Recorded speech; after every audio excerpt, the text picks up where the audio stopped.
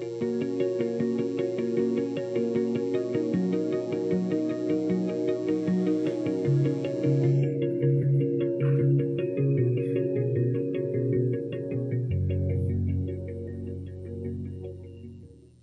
good morning, Golden Corner Church, and good morning to each of you who are visiting with us. You always make our Sunday so much better when you come by and visit with our church, and trust that God will bless you with a great experience here today. Last week, I started a brand new sermon series entitled The Difference Maker, and over the next several Sundays, we're just going to open up our Bible, and we're going to read, and we're going to learn about some people who had a personal encounter with Jesus. And as a result, He made a difference in their lives. Now, our hope and our prayer is by the time we reach the end of this series, that Jesus has made a big difference in all of our lives as well. You see, Jesus is the difference maker, and He can make a difference when nothing else can. So, are you ready to study the Bible together this morning? Okay, we're going to be looking at a story. It's found in the New Testament book of Mark, chapter 5. It's also found in the New Testament book of Luke, chapter 8. And we're going to be reading a few verses from Mark, chapter 5 in just a moment. But before we do, let me set the stage and tell you what is happening. Now, having survived a wicked storm on the Sea of Galilee, Jesus and His disciples have arrived at a place called the region of the Gerasenes. Now, as they were pulling their boat onto shore, they see this man running to them. He's running in their direction. And the closer he got, I believe the more unnerved the disciples became. He was naked, just as naked as the day he was born. He had this wild, crazy, dangerous look in his eyes. And if you knew how many crude jokes I'm refraining from at this very moment, you'd be patting me on the back and saying, "Good job, preacher, that showed a lot of restraint."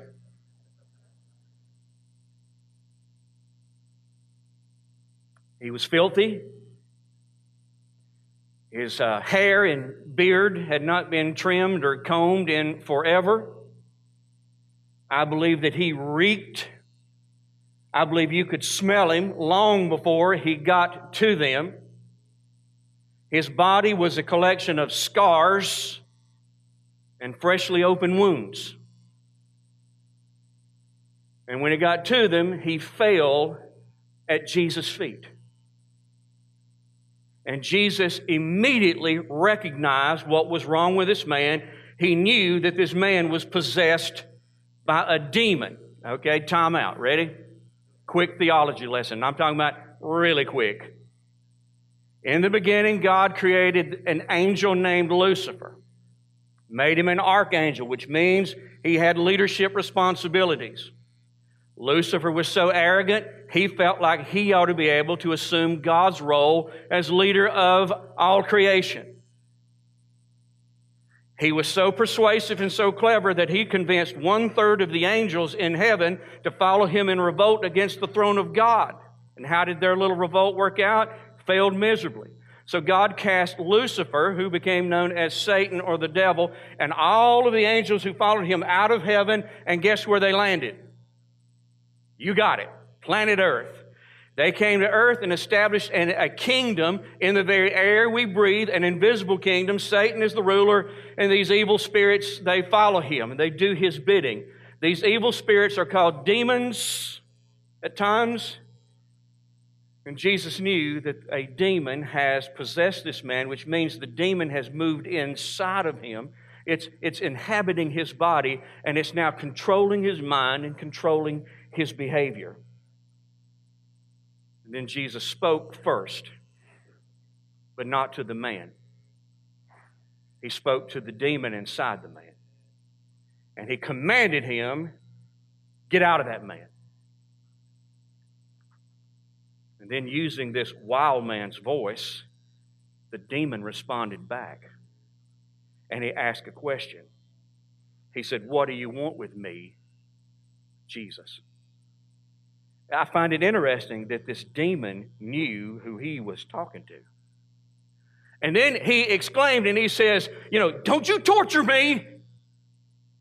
Which means he also understood that Jesus had authority over him. Jesus responded in a way I found unusual. He asked the demon, "What's your name?" And the demon said, "My name is Legion, for we are many." And the word legion was used to describe a unit of Roman soldiers numbering into the thousands. This one man was inhabited by and controlled by more than 2,000 demons. He probably looked pretty good under the circumstances. The tragic tale of a life gone wrong is unfolding before us. I'm sure there was a time in this man's life when he was normal and his life was normal. According to the Bible, if you read either one of these accounts, he had a family. He at one time owned his own home. I'm sure he had a job, some way of making a living and providing for his family. He had friends and neighbors, probably was a very normal husband, dad, and friend. Probably a time when this man was a real asset to his community, but not now. Now he was under the control of evil spirits. At some point in his life, he cracked the door and allowed an evil spirit to enter his body. And I believe that evil spirit held that door open so that others could just flood. It's like a flood could stream into his body. Eventually, thousands of these spirits entered this man. These spirits or demons took control of him. They took control of the way he thought. They took control of his behavior and set him on a course for self-destruction. Now, I want us to read the first 5 verses of Mark chapter 5. You ready? It says, "So they arrived at the other side of the lake in the region of the Gerasenes. When Jesus climbed out of the boat, a man possessed by an evil spirit came out from the cemetery to meet him. This man lived among the burial caves and could no longer be restrained, even with a chain. Whenever he was put into chains and shackles, as he often was, he snapped the chains from his wrist and smashed the shackles. No one was strong enough to subdue him. Day and night he wandered among the burial caves and in the hills, howling and cutting himself with sharp stones." Luke chapter 8 also tells us that the man had a real aversion to wearing clothes. He always wanted to be naked. Is it okay if I say naked? Would nude sound better for a preacher to say? But I'm from Oconee County. We call it naked. This man always wanted to be naked. If I said nude, 70% of you wouldn't even understood what that meant. Does he mean naked?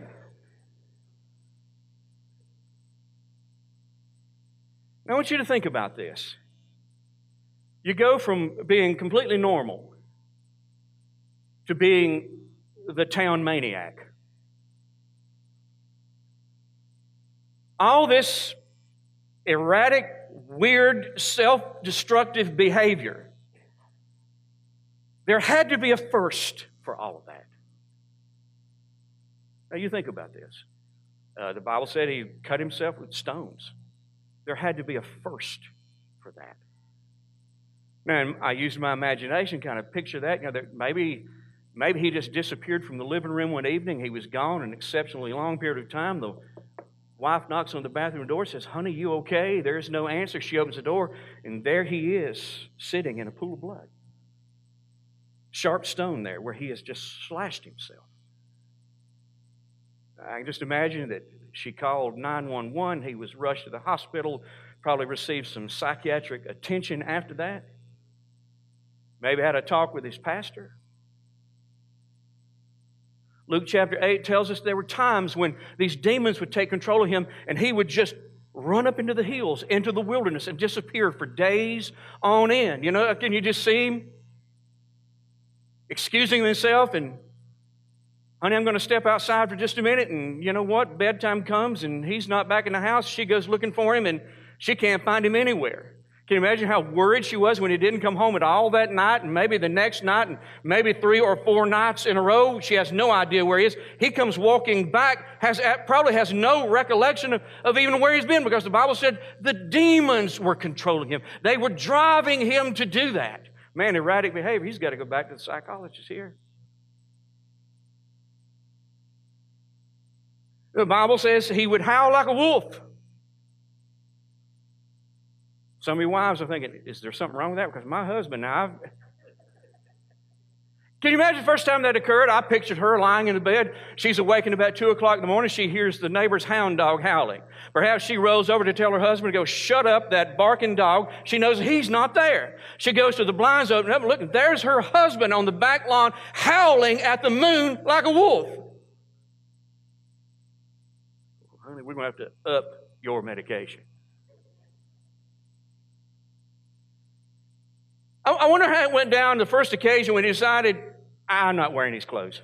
Maybe he was at a PTO meeting. He excused himself, honey, I got to go to the restroom. Comes back, he's as naked as a picked bird. There he is. You know what people began to realize? I believe they worried about, I hope they did. They worried about him. They began to see that maybe this guy's a threat to himself. And maybe he's a threat to us. Right? So they tried to restrain him. They chained him. They put shackles on him. And guess what he would do? He would break the chains. He would smash the shackles. And he would take off right back up into the hills. He loved to go up into the cemetery and dwell in the burial caves with the corpses, the rotting corpses and the skeletons. And they would try it again. Same thing would happen. Try it again until finally they quit trying. And this guy was settled in, and this is where he lived.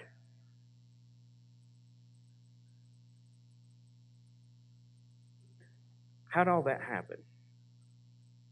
Demons took control of him. And they started robbing him en route to ruining him. Now, that's a critical phrase. We're going to come back to that in this sermon. They started robbing him en route to ruining him. In the end, we see that his life was absolutely ruined.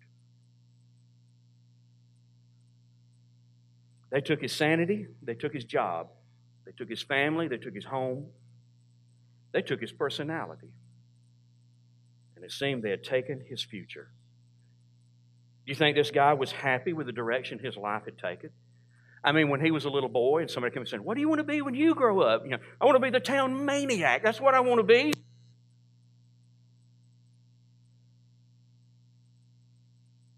I'm sure that he wanted things to be different. I'm sure that he had tried to change many times and failed every time. Apparently others tried to help him change and they failed every time. Why couldn't he just change? Why couldn't others successfully help him change? He was in bondage to something. He was enslaved by something. In his case, he was under the power of thousands of evil spirits. He was no longer in control, but rather he was now being controlled. The demons would not allow him to change. And now here's what I want you to do. I want you to take a real close look at this man. Because in this man, you could possibly see yourself.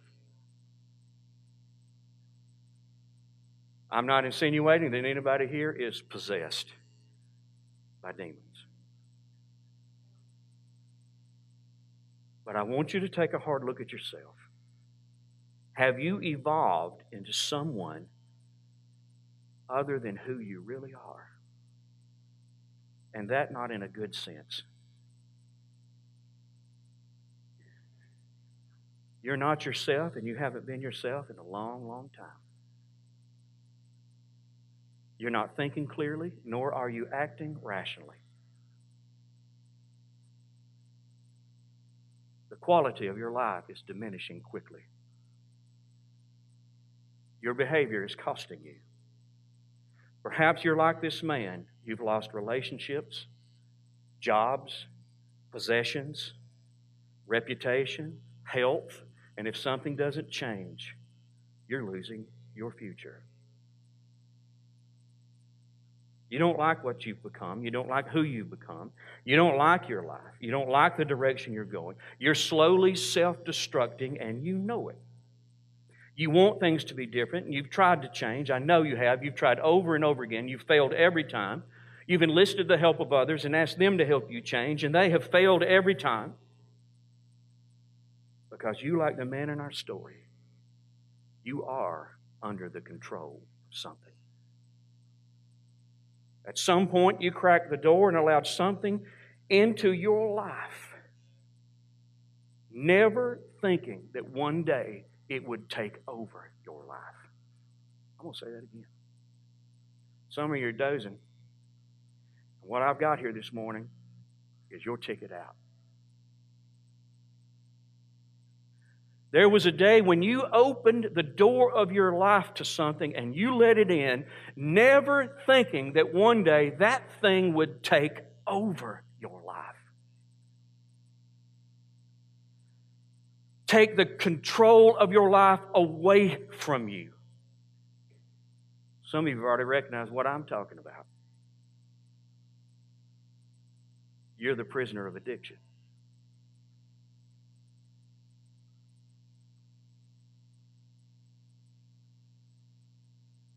Now, I know what people think.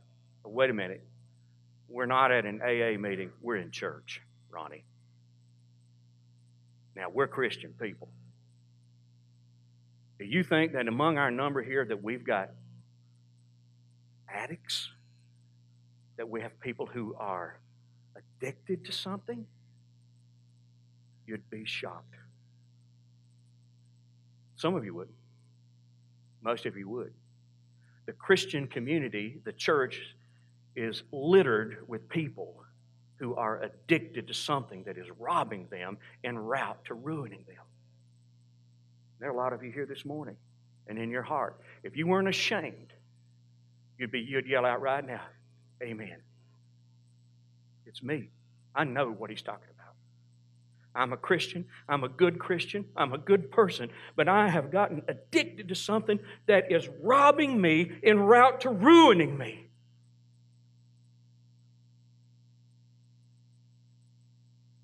Is it pornography?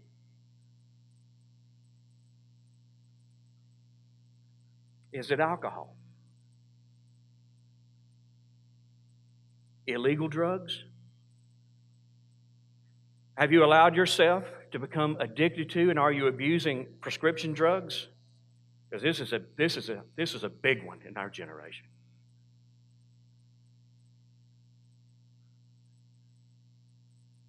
Is it food?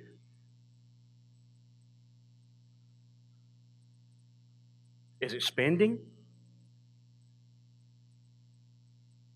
What has taken control of your life?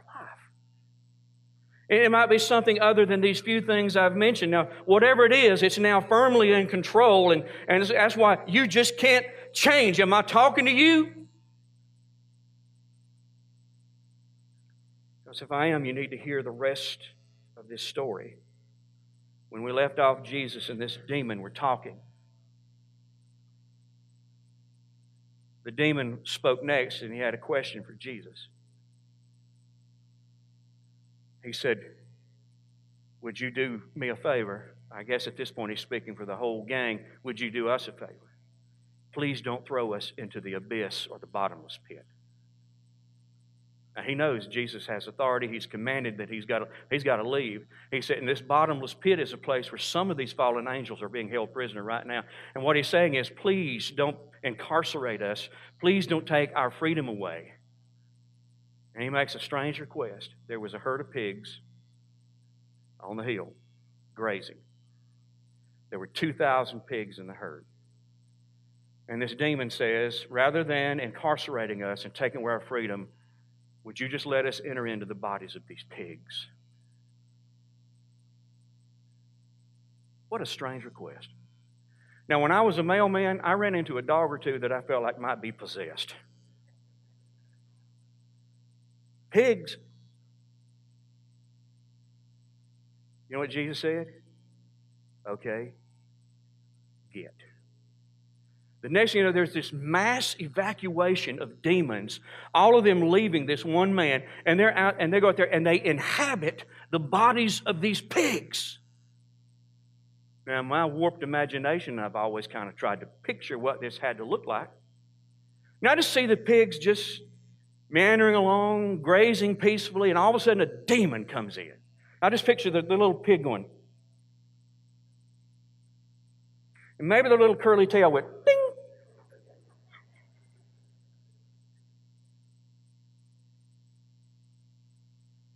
The hog herders, they could see that the pigs were panicky. But before they could do anything, I imagine an old sow squealed. And what happened next could best be described as a swine stampede. The hams scrammed, the hogs hustled, and they made their way to an edge of a cliff where the porkers plunged to their death in the sea. Legend has it that when 2,000 pigs hit the sea at one time, it created a wave so big the locals described it as a tsunami.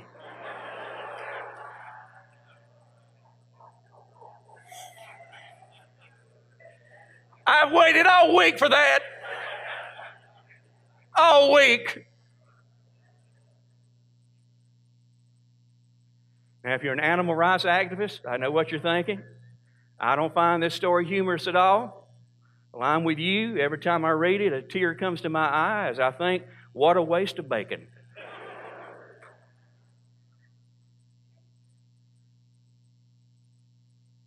I use a little humor in that, but that's what happened. The demons inhabited the pigs. The pigs said, not under my watch. I'll die before I give you a place to live. And they ran and jumped over a cliff and drowned, every one of them. Now the herders, they went back to town. They began to tell everybody this. Everybody came back out, and I want you to look what they saw. Verse number 15, Mark 5:15. A crowd soon gathered around Jesus, and they saw the man who had been possessed by the legion of demons. Now this you got to see. He was sitting there fully clothed and perfectly sane. And they were all afraid. Kind of like this, sometimes we're afraid of what we don't understand. And in their fear, you know what they did? They went to Jesus and they begged him. They begged him, please get out of our region. Get out. What do you think Jesus did? You think he sat down and tried to reason with them? Listen, I came to help, and if you just think for a moment about the power I just demonstrated and how that could be used in your community, in your lives, let's just give me do you think he tried to reason with him? You know what he did? Jesus said, so you don't want me here?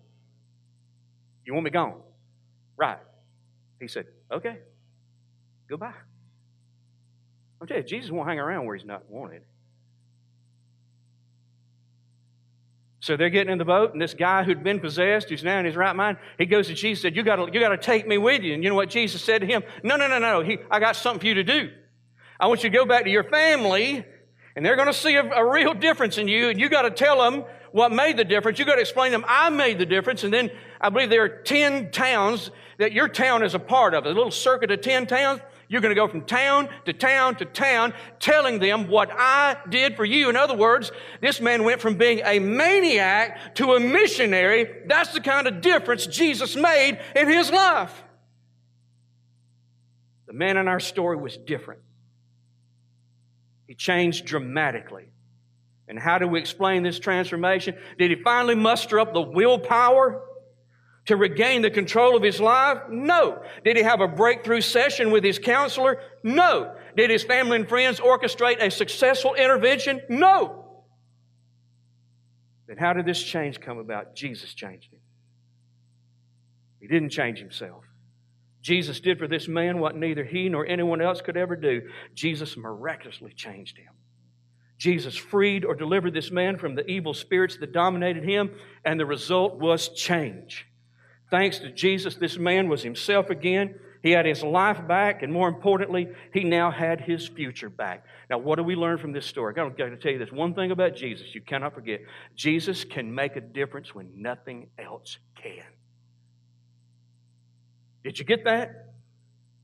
Jesus can make a difference when nothing else can. Jesus has power over whatever has power over you. He can break the stranglehold of addiction and set you free. Here's what that means to you. There's hope for you. Jesus is your hope. Jesus can make a difference when nothing else can. He can change you. He can change you dramatically. Through His power, you can be delivered. You can be yourself again. Through His power, you can get your life and your future back. Jesus has the power to change those who cannot change themselves. So, my question to you is this. Are you ready to be changed? Are you ready for things to be different? If so, here's what I'm recommending you do. Run to Jesus. Like the man in our story, you need to get to Jesus as quickly as you possibly can. You know why this man sought Jesus out? He had come to the end of himself and accepted the fact that I am fresh out of options. He had now recognized that Jesus is my only option. He was trusting in Jesus' power and in His power alone. Why? Because Jesus can make a difference when nothing else can. If you are an addict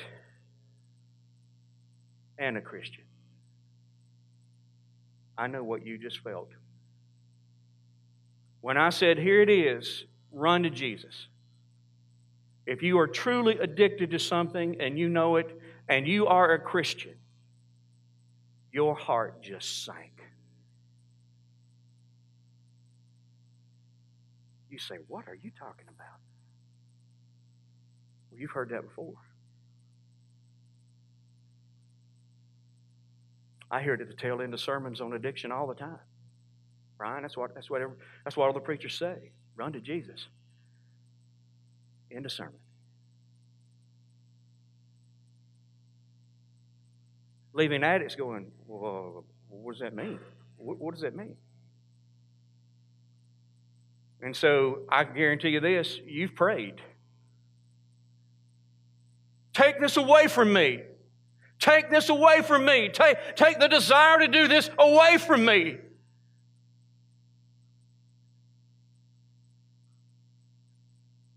He does that sometimes, but it's rare. You've prayed it, and you've prayed it, and you've prayed it, and you still have the desire to do it. So, Ronnie, what does that mean, run to Jesus? You know Philippians 4:13 well, especially after Clemson won the national championship game. We all know that verse now. I can do all things through Christ who gives me strength. And man, you've claimed that verse, and you've maybe even memorized that verse. I can do this. I can beat this. I can do all things through Christ who gives me strength, and yet you're still addicted.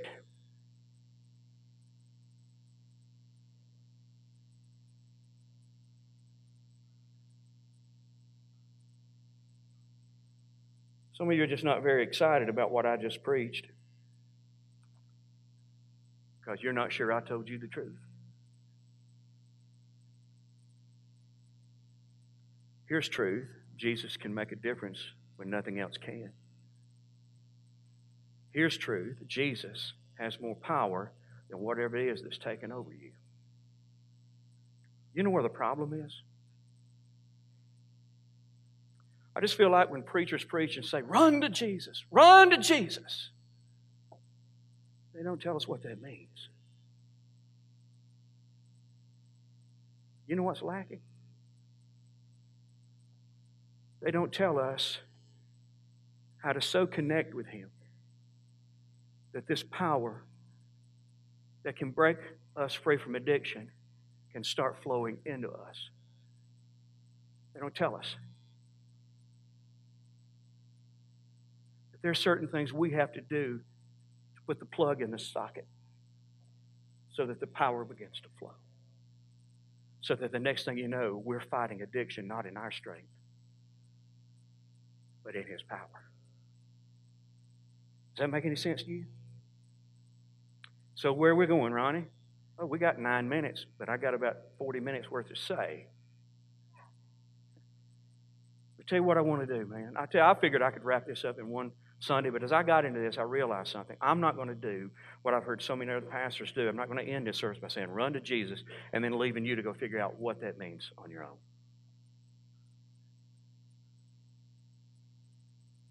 So we're going to come back next Sunday.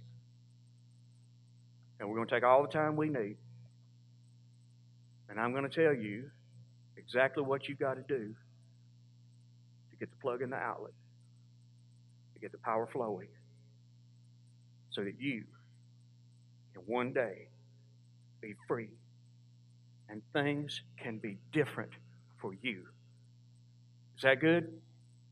You come back. I'll show you that. Let me pray with you.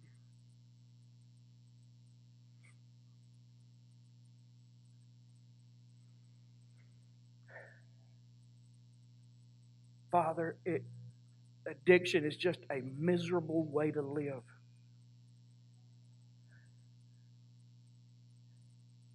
To be enslaved to something. To be entangled with something we would like to be free from, but to find ourselves helpless to do so. It's discouraging.